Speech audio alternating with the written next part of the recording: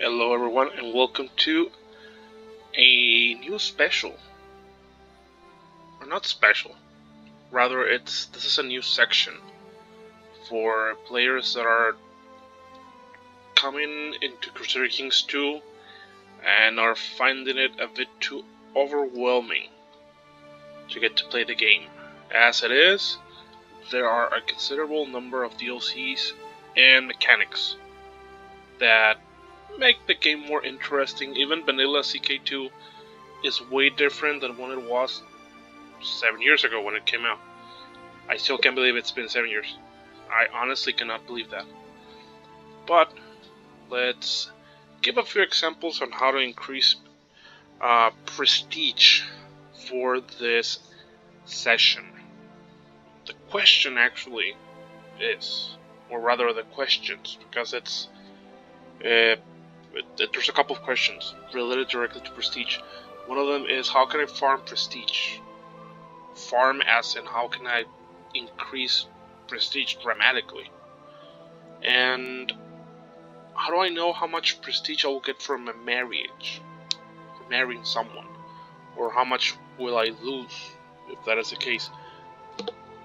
To answer the second question, basically the higher you are, if you are a king, an emperor, duke, you will lose prestige if you marry into the bottom tier. Now consider the following. You lose prestige if it's you. If you're marrying someone else, they will lose prestige. Now, it's also important to consider that marrying someone for prestige might not be the best thing. Sometimes it's political. And in my case, I do matrilineal with women of my dynasty, but that's a whole nother concept.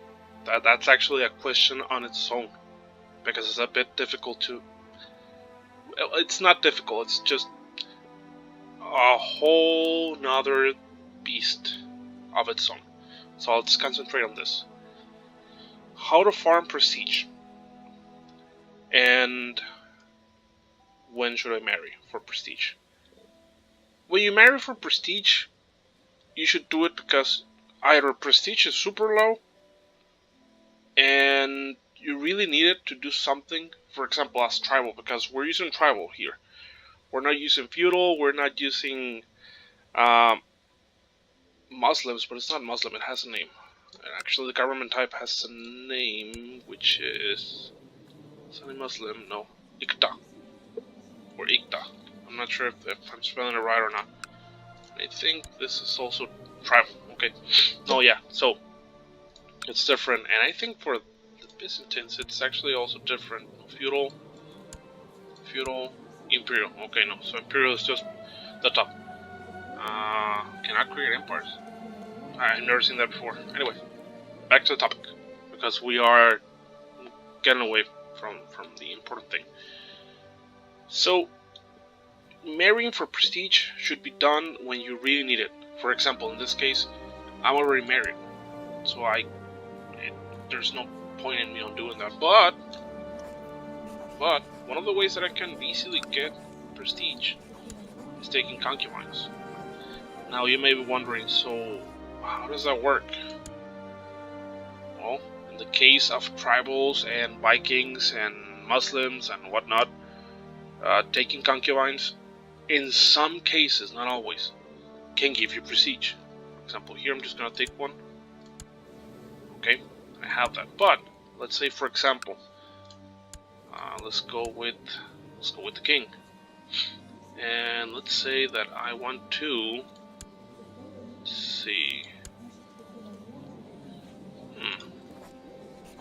take concubine. See, taking her as my concubine will give me 75 prestige. Why? You may be wondering.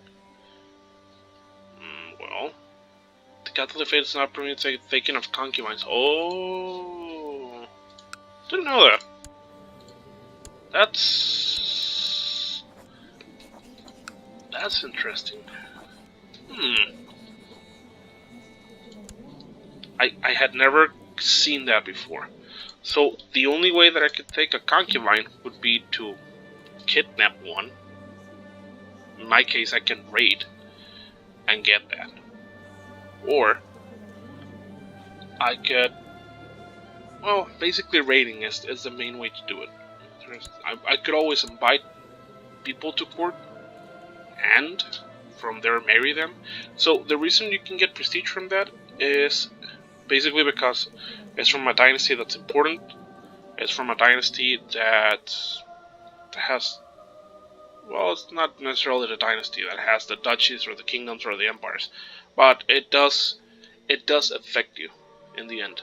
If it's a dynasty that has a lot of prestige, and the way that you can know this is this is a cumulative prestige of the family. When you are born with a certain amount of prestige because you are inheriting this. Actually, let's see if I can find someone that's young to reference that. Prestige 73. Oh, well, that's also interesting. He has a bloodline. Bloodlines also give you a bonus prestige per month. Now the important thing about that is that since it's monthly, and I don't have any, well, you do though. Ah, that's interesting, I had not noticed this. So, since she has a bloodline... Okay. We're gonna get plus 0.20 per month, so that is 2.4 prestige per month, just because you were born into this bloodline. Consider that. You're just getting almost 2.5 prestige points every single month, just because you were born into this bloodline. And you start getting that since the moment you're born. Now, I don't have one, but my son, I believe that, or son or daughter, because it applies on both from what I just read. I'm not sure, I need to check on that because I'm not very familiar with bloodlines yet. But at this point I would assume that both male and female will get the prestige bonus for the bloodline. Anyway, so let's take other concubines.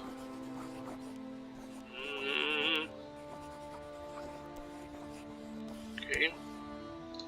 Concubine. And... oh no, you're a lunatic.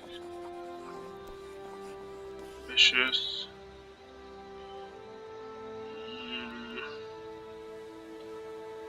No. Okay. So we have three concubines, and we can also set concubine aside. Concubines enjoy no special rights and can simply be set aside. Oh, that's it. Now, what's the important thing about having concubines? I'm not sure if it's gonna reflect. Yep. So, almost at the bottom, where it says there's technology, retinues, build legend, and new val concubines. Every month, I'm gonna get 0.4. That's 0.2 for every concubine. So 0.6 total, because I can have 3. Again, that's per month. So basically, we are getting 7.2 prestige per month. Just for that. Consider that. Just for that. Now, what else do we have that gives us prestige? Countess gives us prestige. Duchess give us prestige. Kingdoms give us prestige. The amount of vassals, each vassal gives us a certain amount of prestige. It's different. You will have to check every value, but it's not that hard to find that out. I am also the king of Winnet, and this is interesting because you get prestige for being the spouse to someone that's of a high rank. In this case, my wife is a queen, the Queen of Winnet, which is this section. But the thing is that I myself get a bonus, and I'm pretty sure that she also gets the Queen of Era. She gets 2.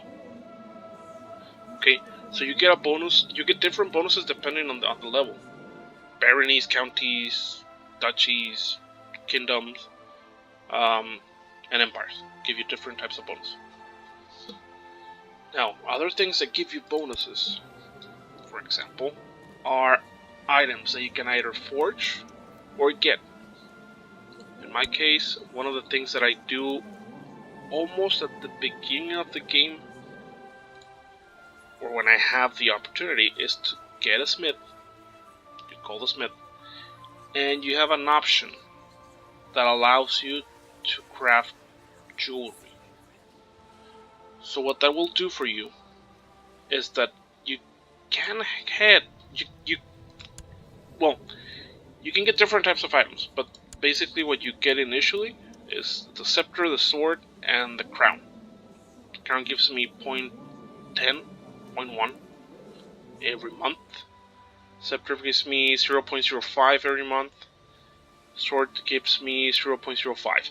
So that in total gives me 0.2 every month, and that is for a cost of about 50 gold. That's pretty good. That is pretty good. I asked for a great sword to craft it, which gives me 0.5. That did cost me a lot of money though. That was like 100 and something gold. But the bonuses for light infantry, heavy troops, and everything else that I also get, that is very worthwhile. Now the Finger of St. John, I got that from joining the, let's see, let me just make sure, the Benedictine Order. I got it by reaching the 3rd level, which is Camissus. I think you can also get it if you are in the Dominican Order. So you get the Finger of St. John. Sometimes you can also get other relics by chance. This is just by chance. Like another finger from a saint, or you can also make a book, but a book takes time, and that's also very expensive. As other things that you can do to get prestige, aside from what I have just mentioned, you can do the summer fair, hold a feast, and hold a great tribal festival. You can also do a great tournament, but that's a lot of money. That is a lot of money. And doing the grand tournament, you run the risk of dying if you participate, because it's jousting basically, and fighting. So, doing this, immediately you get 100 prestige. Yeah. But then you have to compete. Or, I mean, I can't recall if it's optional or not, but you can compete and you could potentially die. So that's dangerous. Furthermore, aside from the festival, the tournament, creating titles. I don't think I have a title to rate, to be honest. Sure, let's see. I do not think I do have. Maybe I do. Let's see if I can give you an example. Ah, okay, Cornwell. Okay. In this case, I don't have enough territories, but if I did have enough territories, I will have to pay, and I will get a small boost of prestige. So this small boost of prestige you get because you made a title, or you usurped it. And in the long run, aside from getting the bonus from usurping or creating the title, you also get the monthly bonus, as I mentioned. You have a bonus because you are the Duke, the Count, or the King, or the Emperor, or whatnot. Diplomatic skill also gives you additional prestige. This is also important, and you might notice that I'm making 629 and I'm losing 254. The reason why I'm losing 254 is because when you are tribal, your troops cost you a lot of prestige. Maintenance is paid through prestige, not money. Only when you're tribal. And every troop that I need to recruit costs me prestige, not money. Well, I could always hire a Galoglass retinue for 84 gold, but honestly, I'm not gonna do that if I have the option to do other ones with prestige. Prestige you can get very easily. Money you can get by rating. So that's the problem with this. Now, there is also the option to create a mercenary company, and I am not gonna go in detail into this, but you can get both prestige and money. But the prestige is mostly for, if I'm not mistaken, for the person that runs the mercenary company, and that could be my son, for example, or a relative. If I did have one that's unlanded, and that is not like the person can be married, that doesn't matter. It just needs to be unlanded. If I'm not mistaken on that, and you send that person away to start doing whatever they can do best, and you can send them money and whatnot. And anyway, again, that's another beast of its own. As I mentioned, diplomatic skill also will raise your prestige, which is not much because we only have 1 point, and that is very disappointing. And there's also things that will get us, that will remove prestige from us. Other things that can help us get more prestige is our steward for tribals. This is also for tribal only. We get our steward to build a legend that will give us 1 full prestige point every month. And there's also a possibility of raising troops. And there's no penalty on this. Unless if you raise the troops and you don't go to war, then you will lose prestige. That is for sure. You can also do raiding and get additional prestige through raiding, but that's another thing that I need to verify to be 100% sure of what I'm talking about. I don't wanna be wrong on this, because I honestly I do recall that if you go to war and if you loot or if you fight other armies, sometimes you will get prestige from the fight and technology points. Again, that's another point. That's another story. Other ways that we can get prestige aside from everything that has been mentioned: minor titles. Minor titles can give us prestige. For example, let's give this person Master of the Horse. Now, we don't have any more available, but opinion +5 from this person, monthly salary 0.06, you get extra money, and that supposedly it comes out of your pocket, but I've never been very sure about this. And monthly prestige 1.20. This prestige will go to the person that is getting the title. So this is very important when you are a subject, to try and either be on the good side or the bad side, that depends. But having any of these titles that are available, even Commander also gives you a lot of prestige. The only one that will not give you prestige is the Court Jester. You will actually lose prestige. And Court Dwarf and Eunuch also get that. Interesting. So, those are some of the main ways to get prestige. There are other ways, like there are certain quest lines that you could do to also get prestige. Going to war will also get you prestige. That's also another thing. If you win, if you lose, you will lose prestige. That's final, period. You will lose prestige every time that you mess up with something. So, it is considerably easy to mine prestige, or farm prestige. Either one is correct. Either word is correct. But, consider that when you're doing this, you may be risking something on the way of doing it. What I'm trying to say is, sometimes trying to get prestige by doing certain actions like going to war could raise your threat level. So, is it worthwhile to get a ton of prestige by either making tributaries from your neighbors, or while taking territory, doing border disputes, all of that? It could be potentially dangerous for you to do that. So that's all I have for now. Remember to leave questions or comments on the comment section. Send me a message. You can also find me on Twitter, Facebook. Send me a message and I can always give you the answer, the short answer, but I think that doing these videos, it's better because it gives more insight on where to click and what to do and how to do it and when to do it, because explaining it's not the same by text than by doing a video or speaking to someone. So I hope this has been very useful. Remember to like this video, share, and subscribe if you have not done so. Thank you, crew, and have an excellent day.